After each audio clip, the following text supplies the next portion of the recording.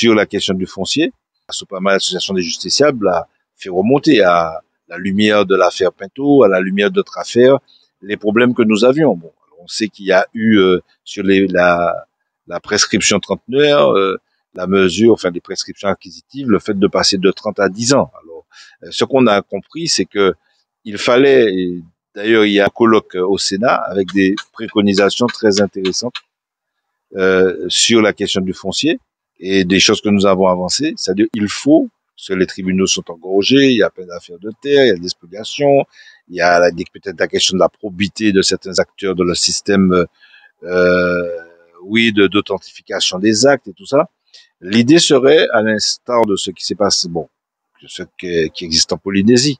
Bon, il est vrai dans le cadre de ce qu'on appelle l'article 74 de la Constitution, c'est qu'il y ait un tribunal spécialement dédié sur les questions du foncier et des terres, pour faire en sorte que les Martiniquaises et les Martiniquais soient moins souvent spoliés. Et au contraire, il ne faut pas faciliter les pratiques frauduleuses dans les systèmes d'acquisition. Donc, il ne faut pas fondamentalement assouplir, parce qu'on sait que le problème, ça n'est pas tellement les dispositifs législatifs. Ils existent, mais on sait qu'il y a un problème au niveau de l'application même de la loi ou des lois. Et c'est pour ça qu'il ne faut pas assouplir, mais il faut peut-être plus encadrer, je pense, l'application et encadrer les acteurs.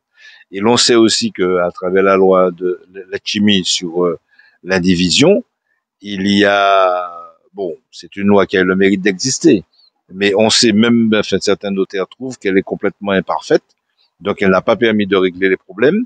Et puis il y a aussi, il faut pas oublier qu'il y a aussi il y a eu la création d'un groupement d'intérêt public, un GIP foncier, mais il semblerait là, en termes de doctrine, où la doctrine semble être de dire qu'il faut ce qu'on appelle l'usus, hein, c'est-à-dire qu'il faudrait favoriser la jouissance, l'occupation, par exemple, plus que le droit de propriété. Oui, il y a des débats de fond qu'il faut absolument mener, et c'est une question. Alors, là aussi, je dois dire qu'il y a eu, il y a une initiative prise de façon concomitante par la CTM et l'État, sauf que au final, notamment dans l'administration de ce GIP, les associations qui portent justement cette question du foncier en Martinique, que ce soit la SOPAMA ou le collectif des justiciables, ont été exclues.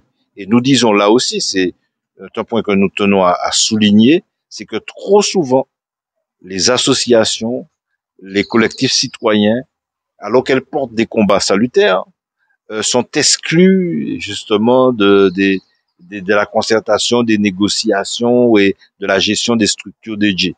C'est le cas, par exemple, du GIP foncier. Nous demandons très solennellement que la SOPAMA, comme le collectif des justiciables, pour ne prendre que ces deux exemples, eh bien, fasse partie du conseil d'administration de ce GIP, parce que ce sont des structures qui portent ce type de combat et qui sont à l'écoute aussi du peuple martiniquais et des difficultés que rencontrent les Martiniquaises et les Martiniquais sur la problématique du foncier, de manière à justement garantir le droit de propriété en Martinique.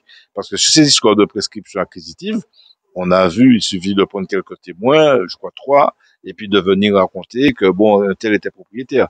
Et on a vu malheureusement des promoteurs immobiliers venant de très loin et très mal intentionnés, user et abuser de ce type de procédure pour déposséder des Martiniquais et bien sûr usurper en quelque part des biens appartenant à des Martiniquais et des Martiniquais.